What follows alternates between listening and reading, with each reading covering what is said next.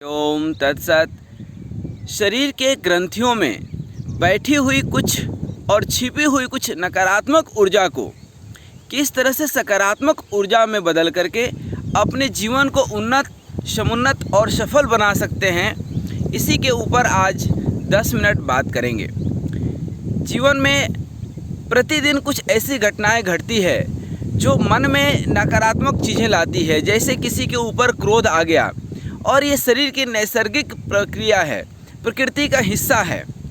जैसे एक उम्र के बाद वासना जकड़ेगी, महत्वाकांक्षाओं का दीवार आपको घेरेगा और किसी के ऊपर क्रोध आएगा, किसी के ऊपर प्रेम आएगा।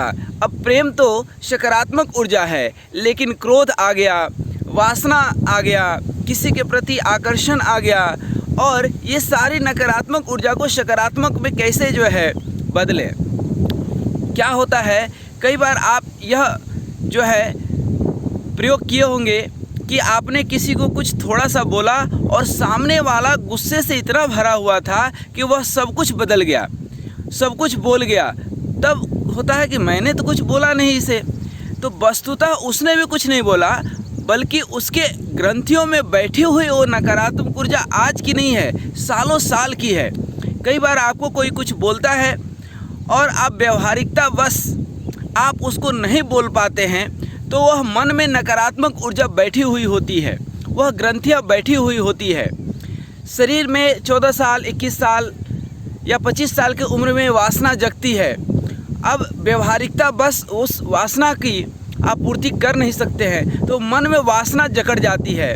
या आप कहीं किसी का कुछ देखते हैं, या कहीं ईर्ष्यावश या लोभवश आपको ऐसा लगता है कि हमारे पास भी होना चाहिए, तो मन के अंदर यह एक तरह से निगेटिविटी है। वो संतुष्टि तो है नहीं कि चलो वह उसके नसीब से है, हमारे पास हमारे नसीब से है। जो मेरे पास है वो नहीं है कम, जो नहीं है उसका गम, जो नहीं है उसका ख्वाब, जो है वो है लाजवाब। ऐसा सोचते नहीं हैं।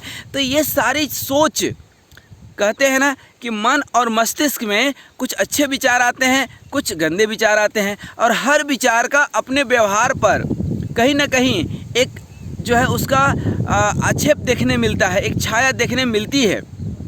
ब्रह्मा जी की 2 बेटी सुमति और कुमति, रामचरितमानस में गोस्वामी बाबा कहते भी हैं कि सुमति कुमति सबके उर रही, अर्थात अच्छे विचार और बुरे विचार सबके अंदर रहते हैं। ज़रूरत है कि आप किसके ऊपर फोकस करते हैं। जीवन में वासना से हटने के लिए एकमात्र उपाय है, और वह है उपासना। साधन, मनोकामना और महत्वाकांक्षा से निकलने का एक उपाय मात्र है, और वह है साधना।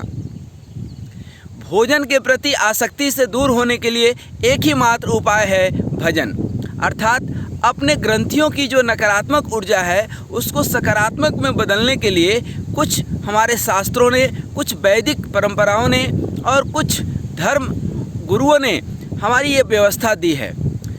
आप कभी विचार करते हैं कि राम हो, कृष्ण हो, या बुद्ध हो, या महावीर हो, इनकी पत्थर की मूर्तियाँ क्यों बनती है? क्योंकि वस्तुतः इनकी जो चित्त थी इतनी अस्थिर थी, मन इतना अस्थिर था, देखिए शरीर इतना शुद्ध था कि यह बिल्कुल पत्थर जैसे ही हुआ करते थे। कई बार मैं किसी व्यक्ति को देखता हूँ, कहता है कि मेरा मन बहुत शांत है। मैं बोलता हूँ शांत नहीं हो। क्यों? क्योंकि उसका शरीर हिल रहा है, पैर हिल रहे हैं। जब मन शांत होगा तो शरीर भी स्थिर हो जाएगा, मन स्थिर होगा तो शरीर भी स्थिर होगी। किसी के प्रति क्रोध आता है, उस क्रोध को निकालने की कोशिश करें। अब कई बार क्या होता है कि आप बॉस को या अपने ऊपर वाले को आप तत्काल क्रोध तो कर नहीं सकते हैं, तो क्रोध कैसे निकलेगा? तो क्रोध वह शरीर में जो अंग आपका कमज़ोर है, जैसे हाथ कमज़ोर है तो हाथ मुट्ठी बना करके हाथ का एक्सरसाइज कर लीजिए, पेट कमज़ोर है तो थोड़ा सा कपाल भाती कर लीजिए, अनुलोम विलोम कर लीजिए, कुछ नहीं होता तो दौड़ लगा लीजिए, रनिंग कर लीजिए। क्योंकि वह जो ऊर्जा संचित हुई, नकारात्मक ऊर्जा, उसको सकारात्मक में बदलने के लिए यही एकमात्र उपाय है। क्योंकि यदि आपके अंदर वासना जागृत हो गई किसी लड़की के प्रति या किसी लड़की को लड़के के प्रति, यह शरीर की नैसर्गिक प्रक्रिया है, उसको आप रोक नहीं सकते हैं। लेकिन आप उसको जो है उपासना में बदल सकते हैं। जो आप एक्चुअली क्या है कि जब वासना जगती है तो पानी ठीक उसी तरफ बहेगा जिधर उसको आसान रास्ता मिलेगा। तो जो कामुकता की एनर्जी है वो आध्यात्मिकता में बदल सकती है। एक तरीका है कि वो आसानी से नीचे की ओर बह जाए, या अपने चित्त को हम इतना शुद्ध कर लें कि वह ऊपर की ओर बहे, सहस्त्रार्थ चक्र की ओर जाए। और यही काम पर आप विजय पाते हैं, यही काम पर, कामुकता पर आप विजय पाते हैं, तो धीरे धीरे सहस्त्रार्थ चक्र और ब्रह्मचर्य आपके अंदर जगता है। और उस ब्रह्मचर्य की शक्ति का हम व्याख्या इस 2-4-10 मिनट में नहीं कर सकते हैं। अनंत शक्ति लिए यह ब्रह्मचर्य की शक्ति असीम और अपरंपार इसकी शक्ति है। यह मन ही तो मित्र है और मन ही दुश्मन है। इस मन के भटकाव को रोकने के लिए ज्ञान कम, ध्यान ज़्यादा। ज्ञान जरूरी है, लेकिन ज़्यादातर आप देखेंगे ज्ञानी लोग बहुत ज़्यादा व्यथित रहते हैं, उनका मन उतना ही व्यथित रहेगा। मन है क्या? विचारों की पुनरुक्ति है, और उन विचारों से निर्विचार होने का जो तरीका है, एकमात्र तरीका है ध्यान। तो इस पूरे कहानी का सार संक्षेप आपको बताते चले कि हमको उस अंधकार से उजाले की ओर जाने के लिए एकमात्र तरीका है कि हम रोशनी जगाएं, दीपक जलाएं, दिया जलाएं। और जब तक दिया नहीं जलाएंगे तब तक अंधकार रहेगा। हम सोचें कि अंधकार को दूर कर ले और तब दिया जलाएंगे, न अंधकार को दूर कर पाएंगे और न ही आप दिया जला पाएंगे। हाँ, दिया जलाएंगे तो अंधकार स्वयं धीरे धीरे खत्म होने लगेगी। आप सोचेंगे, बहुत लोग ऐसे बोलते हैं कि वासना अर्थात शादी विवाह सब कर लो उसके बाद तपस्या करेंगे। नहीं, आप करते रहें, ये तो प्रकृति की व्यवस्था है, समाज की व्यवस्था है, इसको मैं दरकिनार नहीं कर सकता हूँ। जो प्रक्रिया है, परिस्थिति है, वो आप करते चलें। वासना भी एक सीढ़ी है, और जिस सीढ़ी से आप ऊपर चढ़ते हैं उसी सीढ़ी से नीचे भी उतरते हैं। तो वासना, जब आप शारीरिक आकर्षण के पीछे अपने ऊर्जा को बर्बाद करते हैं तो वह हो गया सीढ़ी से नीचे उतरना। और उसी वासना के सहायता से उपासना में अपने आप को यदि चेंज कर लेते हैं। अब कई बार लोग बोलते हैं कि पहले इससे मन तो भर जाए। आज तक इस साधन से, इस वासना से, इस धन दौलत से आज तक किसी का मन नहीं भरा। मन भरता है त्याग से।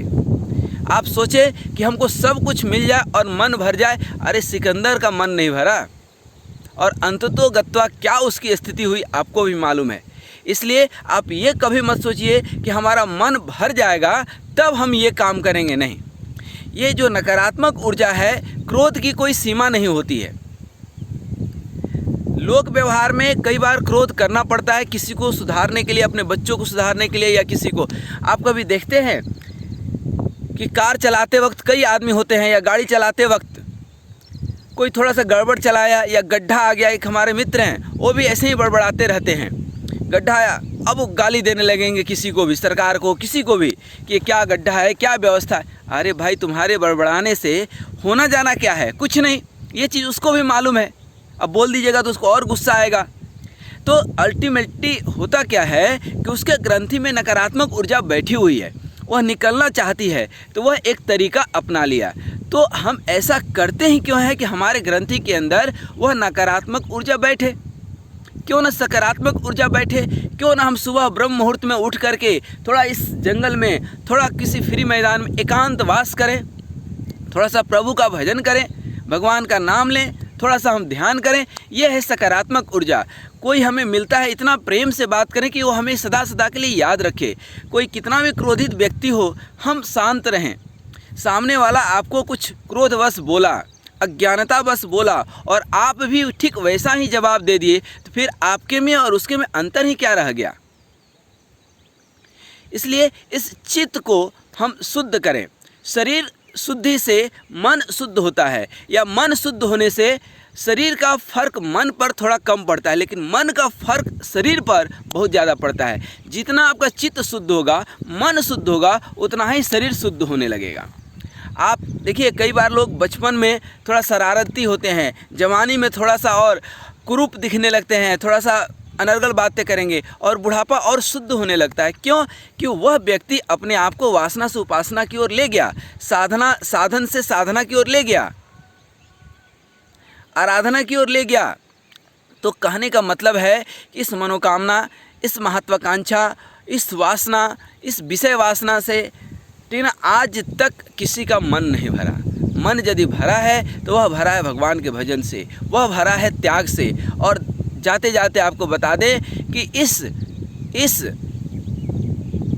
वासना से, इस साधन से, इस महत्वाकांक्षा के पूरा करने से दुनिया न ही आपको याद रखती है और न ही आप दुनिया में जाने जाएंगे, और न ही मैंने इस लोक को भी आपने खराब किया और परलोक को भी खराब किया। ज़रूरत है कि थोड़ा सा समय निकाल करके हम वासना से अपने आप को निकाल करके, प्रकृति की व्यवस्था है, आप गृहस्थ आश्रम में हैं, आपके लिए ही वह सब कुछ है, लेकिन हम थोड़ा समय निकालें। साधन जुटाना हमारी मजबूरी है, नौकरी चाकरी या व्यापार करना व्यवहार में ज़रूरी है, घर परिवार चलाना ज़रूरी है, संतति को आगे बढ़ाना ज़रूरी है, लेकिन यह संसार बसने के लिए है, फंसने के लिए नहीं है। हम इतना ना काम वासना में जुड़ जाएं कि हमें फुर्सत ही नहीं मिले उपासना के लिए, फुर्सत ही नहीं मिले आराधना के लिए, फुर्सत ही नहीं मिले भगवान के प्रार्थना के लिए, तो यह जीवन बेकार है। जीवन तो उन्हीं का धन्य है। हमारे गुरु महाराज कहते हैं जीवन उन्हीं का धन्य है जो इस संसार में बसा हुआ है, फंसा हुआ नहीं है।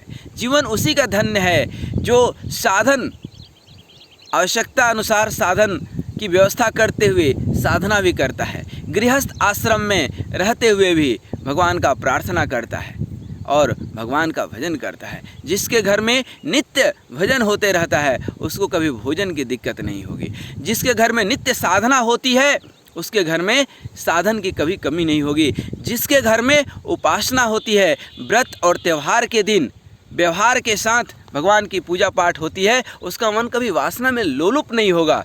आप 99% तलाक का आप कारण खोजेंगे तो मूल कारण वासना होती है, क्योंकि ये वासना ऐसी चीज़ है जो तृप्त नहीं होती है। अब वासना लड़की से भी हो सकती है, लड़का को से हो सकता है, या धन दौलत से हो सकता है। जब आदमी उसी की तरफ इतनी आसक्त हो जाता है कि उसके अलावा दुनिया में कुछ दिखता ही नहीं है उसको, एक समय आता है जब टकराव पैदा हो जाता है, क्योंकि लड़की को मन नहीं लग रहा है उस चीज़ में और लड़का उसी के पीछे पड़ा हुआ है, तो वहाँ पे टकराव पैदा होता है। उसकी महत्वाकांक्षा कुछ है, इसकी महत्वाकांक्षा कुछ है, तो किसी के ऊपर निर्भर होकर के अपने सुख को न खोजें। ये जो वासना और ख़ास करके काम वासना की बात करें ना, ये क्षणिक सुख है, और इस ऊर्जा को जब आप उपासना की ओर ले जाते हैं तो परम सुख है, वह आनंद है। इसीलिए किसी विचारक ने संभोग से समाधि की ओर जो है एक किताब लिखी, उस किताब को आप ज़रूर पढ़ सकते हैं। उसमें कहीं भी वासना की ओर आपको अग्रसित नहीं किया गया है, उसमें कुछ भी गंदगी नहीं है, बहुत साफ़ सुथरा किताब है। तो उस ऊर्जा को हम ऊपर कैसे ला सकते हैं, यही एक तरीका है जिससे स्वामी विवेकानंद ने उस ऊर्जा को ऊपर खींच करके सहस्त्रता चक्र को जागृत किया। उसमें बहुत एनर्जी है, बहुत शक्ति होती है काम ऊर्जा में, बस ज़रूरत है कि उसको हम खींच करके सकारात्मक तरीके से ऊपर की ओर लाएं। तो अपने मन को सुविचार से व्यवहार में रखें और कभी निर्विचार होकर के ध्यान करने की कोशिश करें, भजन करें, साधना करें और अपने जीवन को उन्नत, समुन्नत और सफल बनाएं। ऐसी ही मनोकामना के साथ शुभ नमस्कार, सादर नमस्कार। आपका जीवन मंगलमय हो।